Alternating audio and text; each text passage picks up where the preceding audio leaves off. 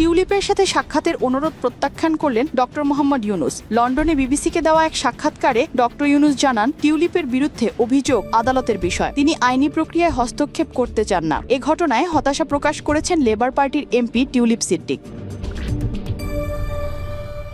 সাক্ষাৎকারে ডক্টর ইউনুস স্পষ্ট করেন, আদালতে সিদ্ধান্ত নেবে টিউলিপের বিরুদ্ধে মামলার যথেষ্ট উপাদান আছে কিনা। এছাড়া বিষয়টি নিয়ে বাংলাদেশ দুর্নীতি দমন কমিশনের ওপর পূর্ণ আস্থা জানান প্রধান উপদেষ্টা। যদি টিউলিপ সিদ্দিক বাংলাদেশে কোনো অপরাধে দোষী প্রমাণিত হন, তাহলে তার প্রত্যর্পণ চাওয়া হবে কিনা এমন প্রশ্নের উত্তরে ডক্টর ইউনুস জানান, প্রয়োজনে আইনি প্রক্রিয়ার অংশ হিসেবে টিউলিপের প্রত্যর্পণ চাওয়া হতে পারে।